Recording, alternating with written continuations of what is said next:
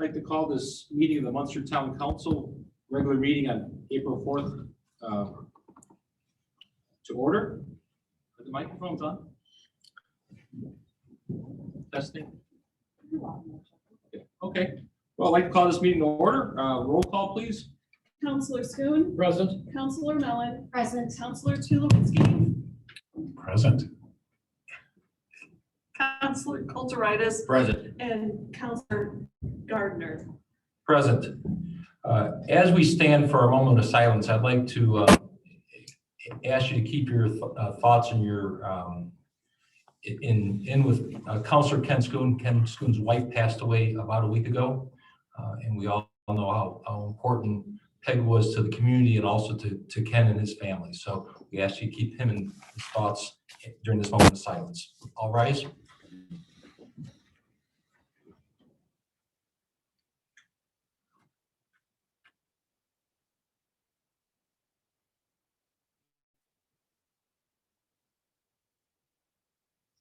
I pledge allegiance to the flag of the United States of America and to the republic for which it stands, one nation, under God, indivisible, with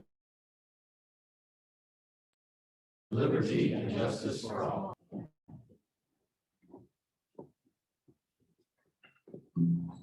At this time, I would like to read a proclamation of the Munster Town Council. This is a proclamation congratulating the Munster High School speech and debate team on winning the state championship. Whereas the school town of Munster has been successful in challenging all Munster students to excel in academics and in a variety of extracurricular activities. And whereas Munster Speech and Debate was founded by Helen Engstrom in 1965, Helen Engstrom, Dan Fortner, and Jordan Mayer are all members of the Indiana Hall of Fame. Helen Engstrom is a member of the National Hall of Fame. And whereas Munster High School has won its 12th consecutive state title and Munster High School's 21st title since 1965. And whereas Munster Speech looks forward to competing at the 2022 National Tournament in Louisville, Kentucky. And whereas the team competed in the Indiana Schools Speech and Debate Association State Speech Tournament on March 12th at Fishers High School, with the assistance of Director of Speech and Debate Jordan Mayer and assistant coaches Kathleen Boyle, Benjamin Baruff, Helen Engstrom, Don Fortner, Helena Janisic, Ken Odrobnik, and Jamie Shapiro.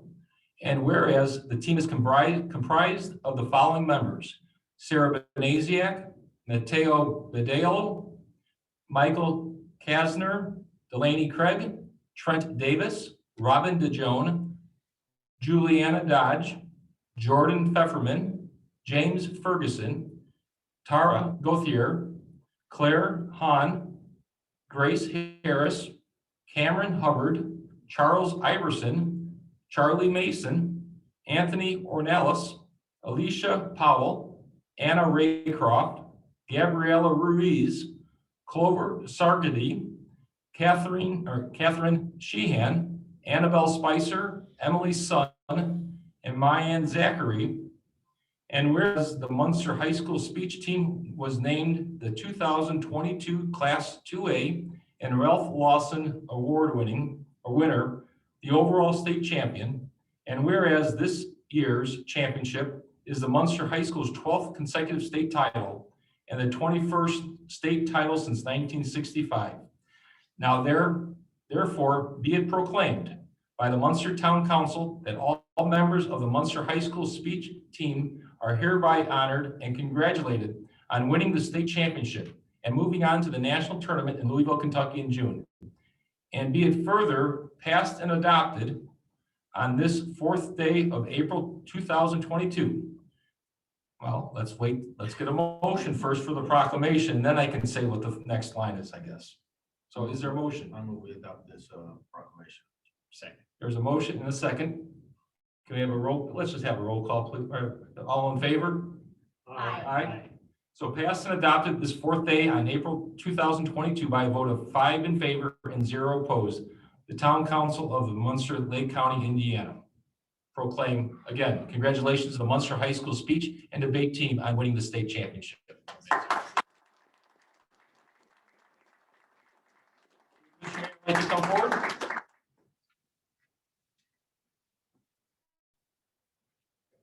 guess we can sign this, huh? Congratulations. Yeah, I'm gonna give this to Wendy and she can sign it before I get. I have a fancy version. I'd like to do a fancier version. Here, Okay. here, we're gonna sign this fancy for you and then this is all yours. And good. We will, as we will sign this thing, I want you all to get prepared. We have a public hearing for the reestablishment of the CCD fund.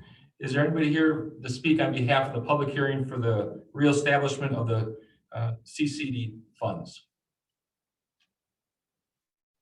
Seeing none. We move on to the next item on the agenda, the public comment. We kindly ask that in-person public comment is limited to 2 minutes maximum per person or 5 minutes for a group spokesman. And that we ask that you keep your comments constructive to public policy issues. Public comments may also be submitted electronically. If you have any questions or comments about an item on the agenda that you would like to have entered into the meeting minutes, please email that question prior to the meeting to our town manager, Dustin Anderson. Is there anybody here in the public that would like to speak?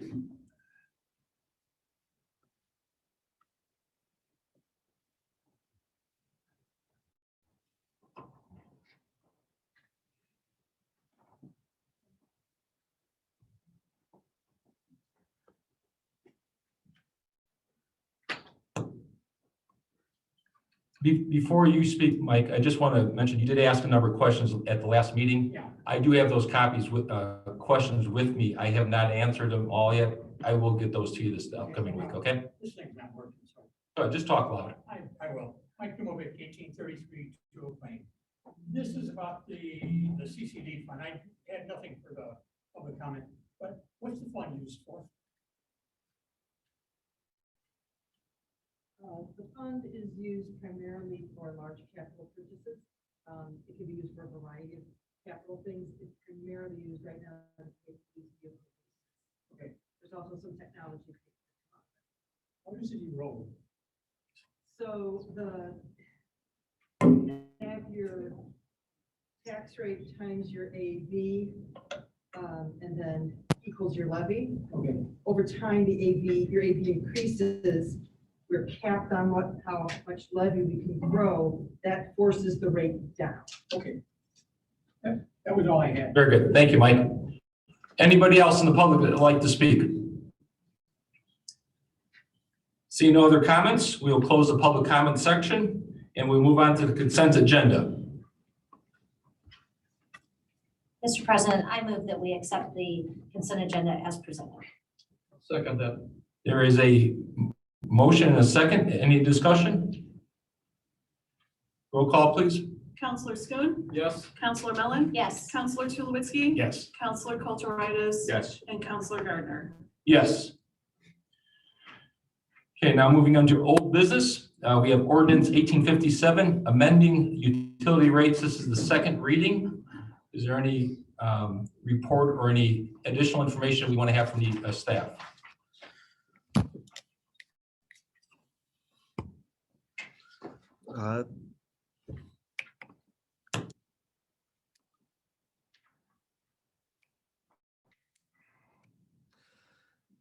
There's not a significant amount of additional information that staff brings to council this evening. We were requested to provide a number of different scenarios with regard to the sprinkler rate and the magnitude of that rate. In conversations with staff, the consultant and council, what we did learn was that with regard to that sprinkler rate, the vast majority of services where there are 2 meters are actually served by a single service line, which I would have to think is atypical because our rate consultant assumed 2 service lines. So good for us for once again being unique and special here in Munster. But that fact does change certain assumptions about the revenue requirement for the cost of service for that particular rate. So presented here are 4 scenarios. Scenario 1 is a rate that has a residential and a sprinkler rate that are the same as is the historical practice. And then there are 3 other scenarios that cap the first year sprinkler rate based on those old assumptions at 90, 75, and 50, and then tying subsequent year increases to the same proportional increase as the residential rate. Very good. Is there a motion, before we discuss, is there any motions that we'd like to have from the council? Mr. President, I move to adopt ordinance 1857 as amended according to option 1, which is sprinkler rates increase the same percentage as residential rates. I second it. Okay, there is a motion, a second. Is there any discussion? I would just say, in light of the new information that for virtually everyone in town who has a sprinkler, they're being serviced by one line, and the additional meter gives them the capability to not pay for that line in the winter months when they're not being used, and there's essentially no additional required capacity built into the system.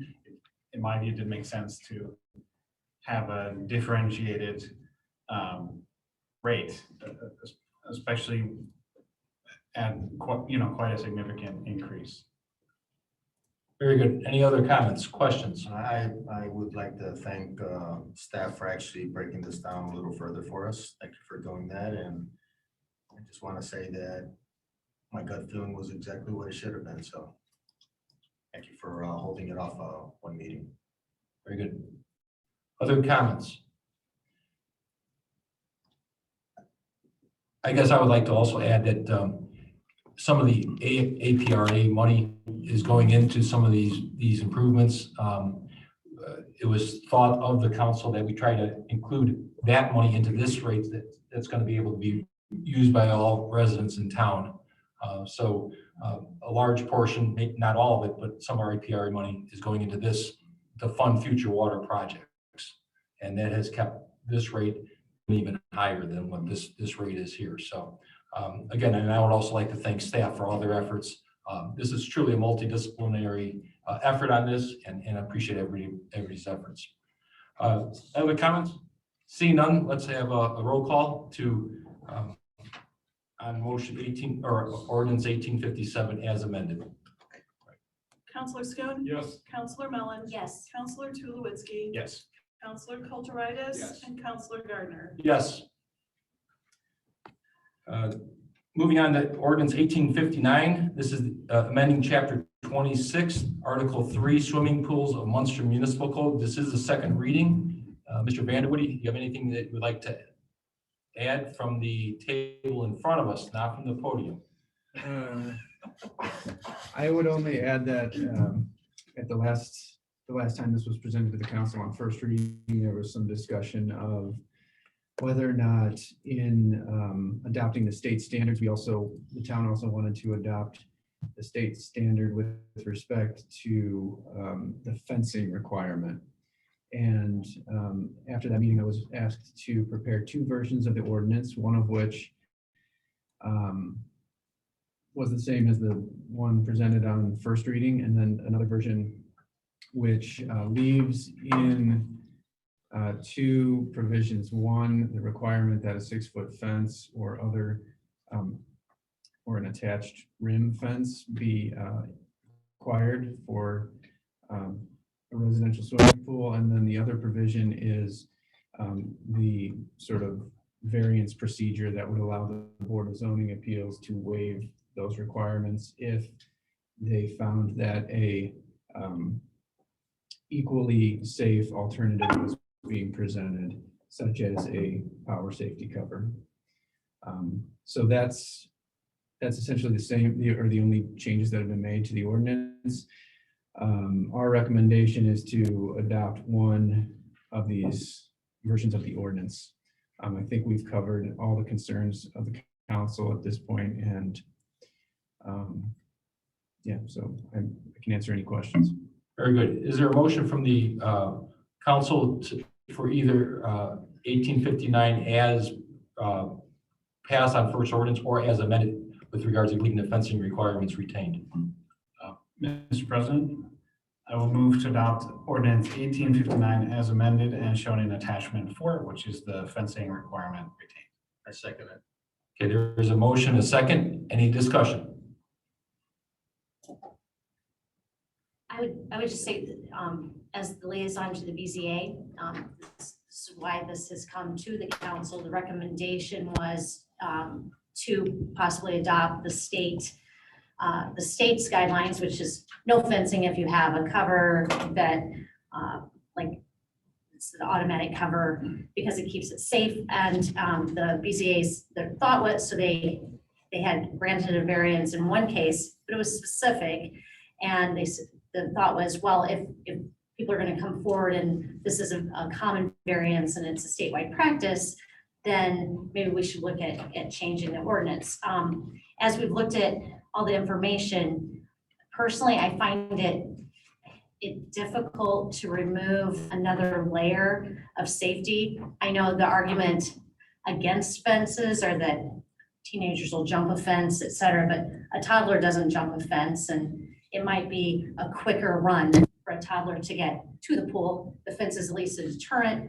I understand how it might be a burden to some, but I think that it needs to be kept on an individual basis because the neighborhood that it's in will have an impact as well, because you might be very close to your neighbor's edge or something with that pool. So that's what I have. Very good. Other comments? I would just add that I could see at a state level why it might make sense to not have a fence required for rural areas or even some of our neighboring communities with huge fields. It might not be practical to require a fence. And that's not the sort of properties that we tend to have in Munster. Very good. Seeing no other comments or questions, roll call, please. Counselor Schoen, Yes. Counselor Mellon, Yes. Counselor Tulowitzki, Yes. Counselor Kulturitis. Yes. Counselor Gardner. Yes. Thank you. Thank you, Tom. Moving on to ordinance number 1860. This is a second read also for reestablishing the Munster reestablishing municipal cumulative capital development fund, otherwise known as CCD. I move we adopt ordinance 1860. There's a motion. Is there a second? I'll second the motion. Any comments?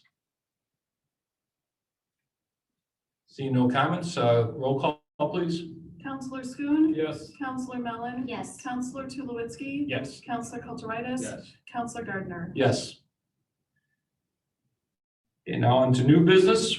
We have a Public Works 2022 Lake Pond Ditch Maintenance Proposal.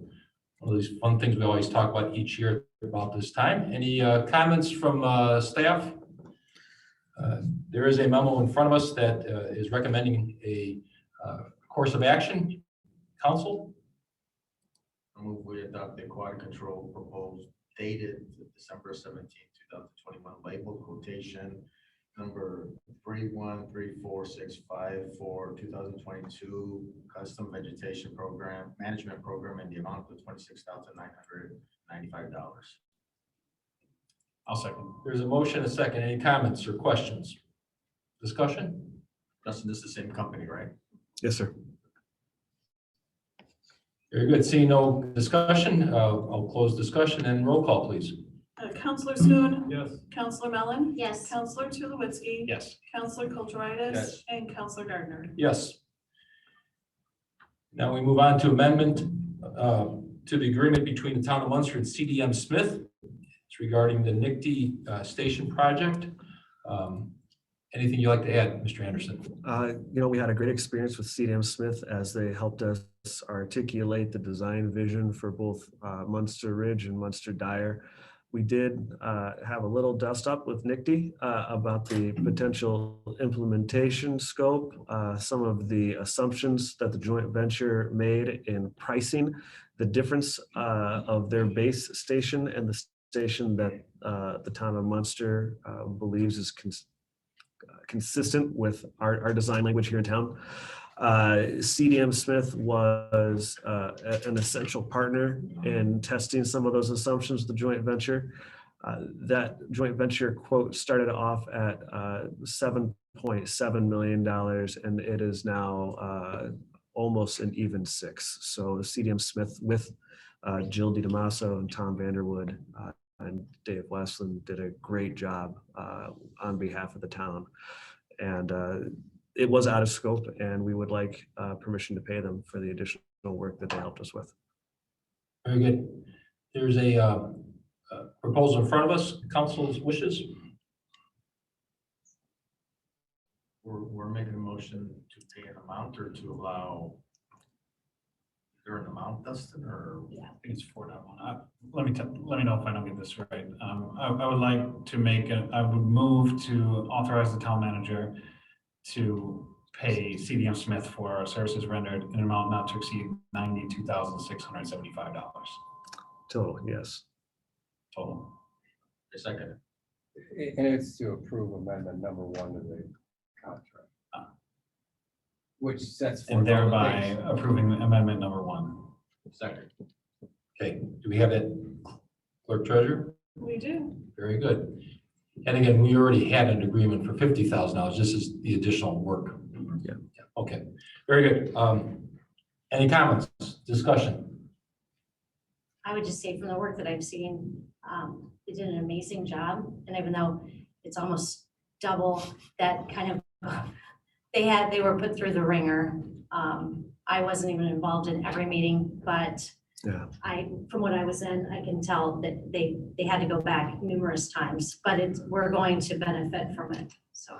So the 42,675 saved us 1.6 million. It's a pretty good return on investment, but it also speaks to the importance of having professional partners in all that we're doing up here that can go toe to toe. So we get the stations that we want and the residents deserve at a price we can afford. So.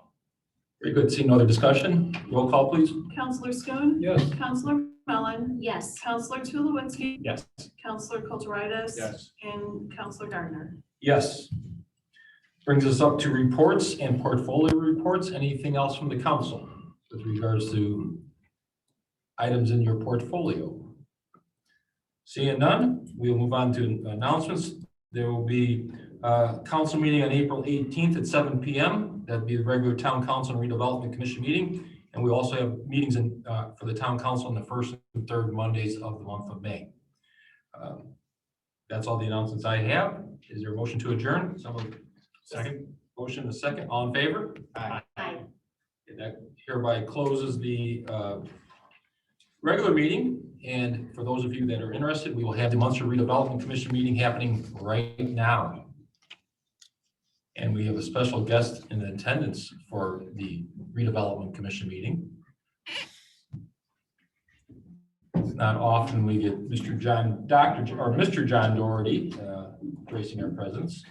Great to be here, especially when we honored our speech and debate team. Thank you for doing that. You're quite welcome. I had to get my agenda up for the redevelopment committee meeting. It's a packed agenda this time. Looks like it. Okay, I'd like to call the redevelopment commission regular meeting of April 4th to order. Roll call, please. It's 7:26. Commissioner Schoen. Present. Commissioner Mellon. Present. Commissioner Tulowitzki. Present. Commissioner Kulturitis. Present. And Commissioner Gardner. Present. And acknowledging Mr. John Doherty, who is our liaison to the school board. Hi, John. Good evening. Thanks for having me. First item on the agenda, public comment. Is there any public comment for the Munster Redevelopment Commission? Seeing none, we will move to consent agenda. I move we accept the consent agenda as given. Second the motion. There's a motion, a second. Any discussion? Seeing none, roll call, please. Commissioner Schoen. Yes. Commissioner Mellon. Yes. Commissioner Tulowitzki. Yes. Commissioner Kulturitis. Yes. And Commissioner Gardner. Yes. Moves us under items of new business, resolution 55, surplus bond proceeds. This is from Clerk Treasurer Wendy Miss. Would you like to add anything to the written memo? Just that this is fairly common when we know that there are some leftover funds that had not been expended by a bond. And this is from a bond that was originally issued in 2007. And there's there is $20,194.54 that we would like transferred to the redevelopment bond and interest fund. Very good. There's a recommendation, action for the, I move we adopt the resolution 055 as presented. Second? motion a second, any discussion? Seeing none, roll call, please. Commissioner Schoon. Yes. Commissioner Mellon. Yes. Commissioner Tulowitzki. Yes. Commissioner Kulturitis. Yes. And Commissioner Gardner. Yes. I don't see any reports nor announcements. Motion to adjourn. So move. Second? Motion a second, all in favor? Aye. Aye, very good. Meeting closed. All right. That was the busiest one of the year. Yeah.